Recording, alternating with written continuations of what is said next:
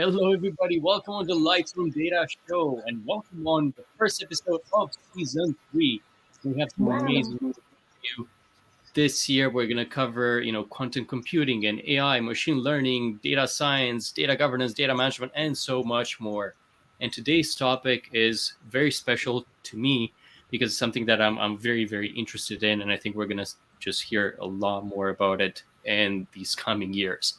And it's why society needs AI. And to get us started, I'm going to hand over to my co-host Diana to introduce our guest speaker, Kye Andersson. It's my absolute pleasure. Our today's guest is Chief Experience Officer and Partner at Canucci. He also established the Swedish AI Council and the Nordic AI Alliance. He is a business and product strategist, a writer, designer, public speaker, brand builder, developer, and AI enthusiast. He is on a continuous learning and growing journey. He believes in AI and its immense potential to advance humankind, fundamentally impacting health, food production, energy, business, and creativity. And today we want to hear all about it. Everyone, please welcome Kye. Thank you very much, Diana. I'm very happy to be here. We're very happy to have you here, Kye. So, on a personal note, let's start for a little bit of warm up. What do you do for fun in your free time? Well, for fun, I learn about AI and personal development, but besides that, go skiing. I don't know, nature, uh, cooking, not anything. I think not anything abnormal. I read a lot of research and follow the news, I guess. It's Nice. amazing that you can connect what you do for work with fun. I think that's a great recipe for success. So why AI and not something else? Well, I fell into the field of AI, I think by chance. I worked in innovation agencies for most of my life, and one of my old creative directors was one of the partners starting up a new fund, a venture capital fund, and he asked me to hop on board and help out a new investment they'd done in one of the most interesting deep learning platform companies in Europe. And then I hadn't even spent a minute thinking about AI before that moment, and then all of a sudden it was the most exciting field I'd ever encountered. And after 2 weeks helping out, I said, I want to be in this. This is going to change the world. Mm-hmm. And do you feel it's changing the world already? Yeah, definitely. I mean, I would say pretty much every company from startup from to large company that's doing amazing things or having AI at the center of what they're doing. And also, but if we look at politics in countries, both on a macro level between countries, but also inside countries, the exciting things that are happening involve some sort of artificial intelligence or neural network or machine learning, definitely. I know when you and I had a chat before to discuss what the topic will be, you're mentioning that you're seeing that democracy is under a lot of strain, and it's under a lot of strain because the politicians are just becoming more distant from their constituents and the problems that they're supposed to help fix, and media is also turning to be a bit more clickbait than it was in the past, and it's not really scrutinizing politics like it used to be. So, and of course, media should be that third, state power to keep politics in check, and that's not really happening anymore. Do you feel AI could step into that void? Yeah, definitely. I'm hoping, and also we're working on that. And I mean, I work with the Swedish National AI Center now, and for the last year we've tried to work closely together with the big media houses, the big newspapers here in Sweden, to use AI more to support journalism, because I think the journalistic profession has been the profession that has been under the most strain for the last 20 years because of internet and digitization. So they're almost pushed into a corner, and when you're pushed into a corner, it's mentally very hard to embrace another new technology on top of the one you're currently fighting. But in essence, AI is what I think journalism could use to take back power to assess and analyze tons and tons of information in a heartbeat and go back to quality journalism and safeguard democracy.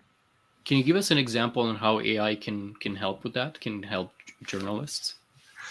Well, yeah, I guess what everyone, I mean, a lot of the media or the news we see is in one sense or another published or produced by corporations. It's called lobbying or public affairs with a more fancy word. What AI can do is help us identify what is objective journalism and what has a source and an objective to actually change the truth and affect public opinion. And when we go to motions and political suggestions, AI can help us cut through that and see what is actually good for the future of society and what is good for corporations and short-term financial gains. That's very interesting. I remember we had a chat with somebody from Thomson Reuters, and they were using an AI and natural language processing to basically create summaries of all the articles that they were consuming. So they would provide their analysts with just a high-level viewpoint on, hey, this is what the article is about, and you can go more in depth if this is what you're looking for.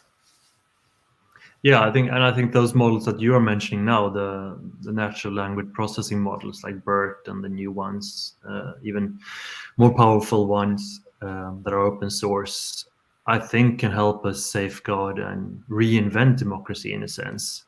If we can have AI models as a supporting layer to journalism, we can make sure that journalism covers not only what's most popular right now, but we can actually assess and see, hey, are we really looking at the topics that matter at hand? And are we looking at the same things that all of our populations are interested in and not only the cultural influencers? And is this something that's you only see happening in Sweden, or something globally that more countries are coming together to share data and to be able to make this happen for their own societies? I think we've yet to see a lot of data sharing between countries on that level. I think in the large corporations it's happening in an industry, but not in the media sphere as of now. I think there's a lot of intellectual property safeguarding still.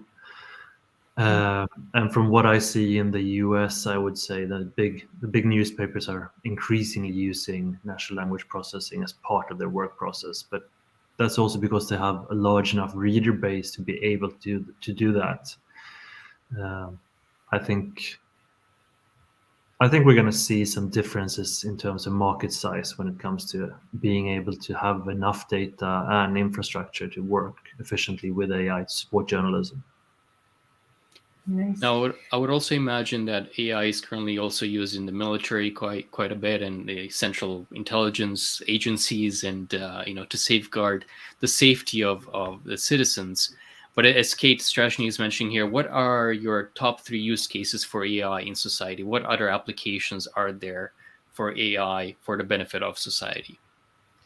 Top 3. Okay, I would say one is to move from to change healthcare from today's sick care, waiting until we break down and then we seek care, to preventive maintenance, actually using all the data that we have on us all the time, from the accelerometers in our smartphones to our smartwatches, our pulse data to our heart rate variability. I mean, today we have all the technology that it would make sense for a doctor or the healthcare system to contact me as soon as my body deviates from my health. So that's Right. the first thing, and that's good for everyone. And then in that, obviously, I would include mental health as well, so the state could step up and really help citizens to become healthier and happier. Mm-hmm.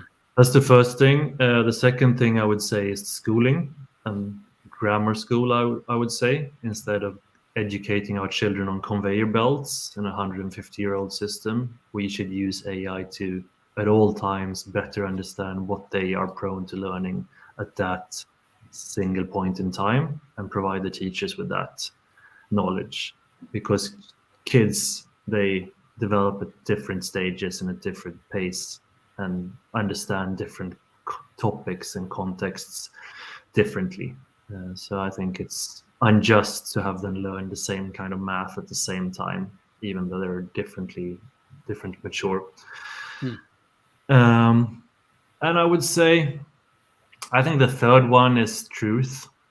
We've just had the 26th climate conference, which is just insane in itself, and we're still not seeing real action Mhm. because we're beating around the bush and avoiding the actual topics. I would see more AI cut through the bullshit and actually address and help us simulate the future based on what decisions we make. Uh, yes, and so from the first two, I'm gathering that it will be a little bit more personalized experience for our society at a healthcare level, at the education level. It's something that's catered to me as the individual, and not me part of the masses. And Yeah. of course, the second one, the truth, that's all prevalent. It's something that we need constantly, and of course, within the climate change in particular. Have you seen any headways being made in any of these? Well, in the first two, definitely that's happening.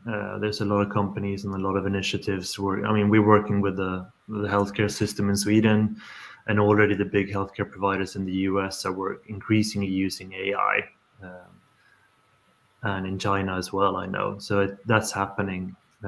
In education, I think the biggest business gains are still in adult learning, but I think countries like Israel and like more progressive countries that understand how everything connects, they will jump on board very, very soon.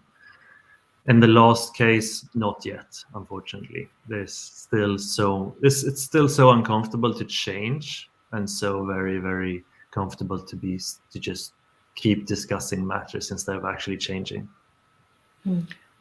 We have a Yeah. question here from Petri, who's your neighbor in Finland, and he's wondering how is the government funding situation in Sweden for AI, and also are you involved with EU?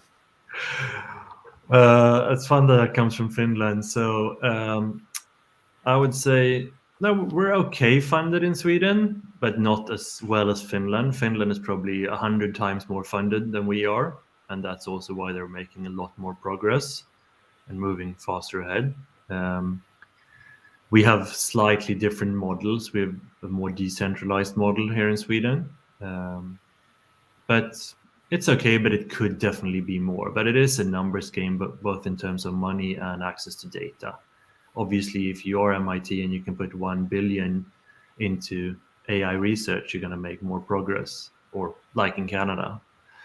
Um, and yeah, we are talking to EU parliamentarians and the EU, and actively involved in trying to push what's happening.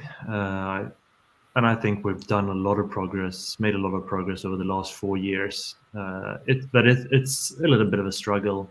EU has closer hand to regulations than actually putting concrete goals on the map. I have a question regarding, the future of AI. So right now, do you see any changes in the education that prepares people who will work in AI in the future? Do you see, I don't know, universities moving towards preparing better professionals to advance AI? And related to this question, do you think we should do more when it comes to educating people, educating professionals for That's AI? an interesting question. I think most universities around the world have stepped up a lot over the last 2 years in terms of their curriculum and how they educate. But an even bigger change has happened in companies, and even in the legacy companies, where we see less emphasis on actual degrees. It's much more natural. You can hire a high school student as long as they understand the the tech and the tools. You don't have to have an engineering degree. Mhm. Obviously, if you want a researcher, then it's probably good to hire that. But if you want someone building and doing, it's not necessarily the same thing. You can learn, and I think the tools are progressing so fast. So it's not necessarily that if you spend 4.5 years getting your degree, that's going to be valid anymore. Correct. As Ravid is mentioning, very interesting topic, and I do encourage everybody to follow Kye Andersson on LinkedIn and actually check out some of his videos on YouTube. And he's a great speaker at a lot of conferences. So if you ever get a chance to listen to him, from what I've seen on the YouTube videos, that's a talk that you want to go and attend for sure.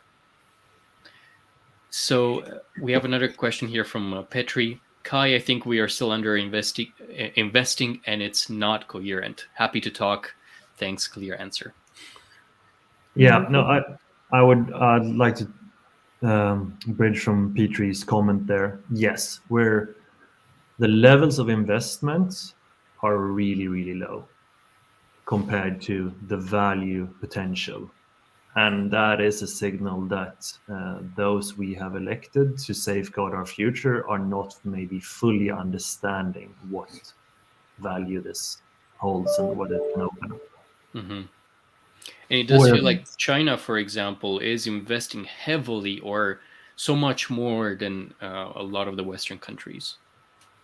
Yeah, definitely. But they also have the freedom to not have to change government every 4 years. Right, So right. they can It's put a easy lot for of them money. just to make a decision. Yeah, and I mean, if I would encourage everyone to read China's 2030 plan, it's a very interesting read. Mm-hmm. In terms of how they've set concrete goals according to the UN industry standard and what every industry should be able to do thanks to AI in 2030. And then they've designed their entire economic incentive structure around that. Wow. Amazing. Any other resources that you suggest, Kye, to our listeners? Wow, resources. I would say a lot of therapy and organizational development are probably number 1 to 10, even before you go into learning and understanding AI. And we also Wonderful. like to encourage Great them to check suggestion. out ai.se. And can you tell us a little bit more about this, about AI Yes. Sweden? No, I think it's. I work part time at the Swedish National AI Center, AI Sweden, which is it's government funded, but it's also funded through a Nordic model system. So it's part funded by the government and part by our corporate partners, and we have a couple of hundred companies as partners now across all of Sweden, because everyone realizes most of the challenges we have are too big for anyone to solve by themselves, apart from maybe Ericsson and the likes. So we share data, we work on different models, we train like Swedish medical language models part together. I think that's like a collaboration between municipalities, regions, hospitals, but also companies like AstraZeneca, so we can work together and benefit the many together as well. And also, a lot of the techniques are cross industry interesting, like image segmentation. I mean, those are interesting from both satellite, agriculture perspective, but equally from a cancer detection perspective. There's many parts of the workflow that can benefit you, no matter what industry you're in. So, Kye, it feels sometimes some citizens are still wary about AI. And do you think this is part of the techno panic? You know, every time something new is introduced, they're afraid of it. I mean, I read articles when they were talking about when cars first came out and how society was like, oh, this will lead to the destruction of families as a concept. And then, you know, the telephones came in and it was the destruction of civil conversations. And then with computers, everybody said we're not going to be able to memorize things by on our own ever again and things like that. Do you feel Well, there's, you know, people being reticent of adopting AI and having AI as part of their lifestyle, I guess, and having it as part of society, just because they're afraid of the unknown? no, I think the general public, or, the everyday citizen is pretty enthusiastic about new technology and change in general, but I think media are very prone to pick up on scare messages. I would say like 4 or 5 years ago, whenever I spoke to anyone, I didn't meet anyone who was fearful about AI. Most people were enthusiastic about self-driving cars or bots helping them in their everyday lives. But after 4 years of uh, Terminator articles, people are picking up on that fear, obviously, and discussing that more and more. Yeah. But I would say, in general, people, if you give them tools that can help their lives and involve them in the discussion instead of keeping them outside the discussion and saying that they're afraid, they're going to be happy and are willing to change if we give them the tools. No, I don't think so. I think most people are willing to change.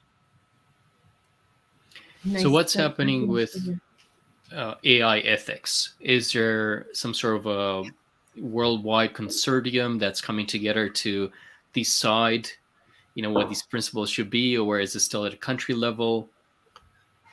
Well, we set up the AI ethics lab for AI Sweden, and we spent half a year on that process. We spoke to a lot of philosophers and experts all around the country and even outside the country to try to kind of design the process.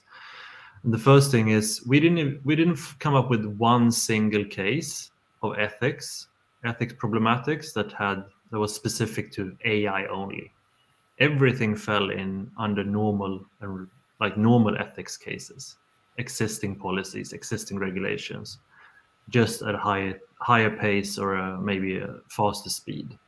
So that's the first thing. And then I think the second thing is what we often forget is it really ethical that we are stalling technical development to discuss AI ethics? When children are falling out of school because school is 150 years old, or people are dying in hospital or getting sick, what are we worried about? I think we need to change the theoretical discussion and start discussing instead what kind of future do we want to design, what kind of future do we want to see 20 years from now, and what incentives on one side and what regulations on the other side do we need to get there.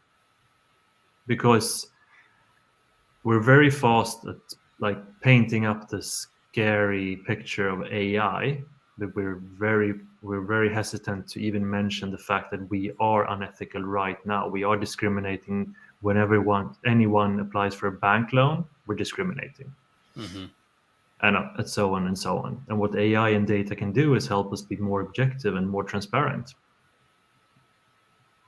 I love it. And I saw on LinkedIn one of your quotes that I really liked, and I wanted to talk about it. Say AI can help us stop wasting energy on conflict, worries, fear, or politics. Can you go a little bit deeper into what that means to you? Yes. Wow, it's a multifaceted I topic, but know. I think I would say if you range like from war to just a heated discussion in society between different phalanx in the media or politics, it's very, very influenced by power safeguarding and opinions. The same way, like if I tell you an opinion about you or your health, you're going to be threatened or you're going to feel like it's an attack. But if we look at pure data, then we can collaborate around it. So if we can have AI to cut through the opinions that China is bad or the US is bad, depending on which side you come from, and instead look at the data and the future, then we can have more constructive discussions and less conflict. Because the most effective method there is to gather people and as a group is to create a common enemy outside you. Or a Wait, common goal, right? Yeah. it's sort of disturbing in a way that the common enemy is not yet, bad healthcare, bad education. Um, it seems like there's other focuses out there that are not as important as these. So yeah, definitely, I think governments should get their priorities straight. We should help them get those priorities straight, and AI could help us. Yeah, definitely. No, I think it would be beneficial to have like a Chrome plugin or extension that would always rate the information you read from a both from a scientific perspective but also from a truth perspective. How Hmm. biased is this? Or just give you a sentiment score. Is this written to try to influence you, or is it an objective fact base? Hmm. And I heard that there are companies, individuals working on this already. I forgot his name right now. Diana, we actually had him on our show last year, but apparently he was working on some sort of a score to you would provide the article source, and then the AI would be able to scroll through and determine the type of language that's being used and see if that's trying to influence you or that's trying to play with your emotions, or if it's just a little bit more objective in the way that it's telling that story. Yeah. So we have a question here from Kate, and she's wondering which industries or sectors you think will not be impacted by AI. None. I don't think there's going to be any industry or sector impacted by AI. Nice. And we have another one from Bharat, and they're wondering out of their use cases for AI for developing sustainable pricing models for producers and participants across the agriculture value chain. It's very specific. Yeah, I think the technology exists definitely to do that. I think that it's a regulatory or policy question. In Sweden, we have comparison prices. So I think I don't know when that law was made, probably in the 70s. So you can always see how much does this cost per kilo. So the consumer gets a sense of and can't be fooled. Uh, I think it would make a lot of sense to regulate that, just to always force sharing of data of carbon equivalent emissions from all throughout the entire agricultural chain, because currently countries only measure what's happening inside their own borders, not their foreign production. Mhm. Thank you. Mm. Thank you so much for that. Um, Diana, I know I cut you off a couple times, so if you had any Several times, questions. yes. One of my last questions is, so we talked about all the positive aspects of AI, and I just was wondering what if you see any risks with AI, and how are they currently addressed? Well, the biggest risk with AI is that it's an augmentation of us as humans, and if we as humans are inherently good for this planet, then it's going to be all fine and dandy. If there's anything bad in humans, then it's going to augment that as well. So I would say Mhm. it's very much up to us humans to use this technology the way we want. I love that answer, and I feel I so talking to you, I get a lot of positivity and a lot of hope for what the future holds and what AI could bring us. And I hope to hear more from you and from more people that think like you. And I'm hoping that with this kind of thinking, we'll just be able to make it happen sooner rather than later. Thank you very much. Yeah, me too. Yeah, I'm very excited by 2022. It's going to be a lot of fun things happening. So maybe we should book already on December 31st, another show, the first and the last show of the year. Have a Yeah, review of To 2022. see what happened in AI in 2022. All right. Well, thank you so much, Kai, for being on the Lights on Data show and talking to us about why society should embrace AI. If you'd like to learn more about AI, please follow Kye Andersson and definitely check out AI for Sweden, Sweden AI. And thank you very much, everyone, for being here and for your lovely questions. And I interrupted Kai. Kai, did you want to say anything in the end? nah, thank you very much. It's been a fun conversation. And I think keep this conversation up, and don't forget to have the courage to discuss and question the big questions in society. I think it's needed for us to be able to really use the potential of AI full out. Absolutely. Wonderful. Thank you. Thank you. Bye, everyone.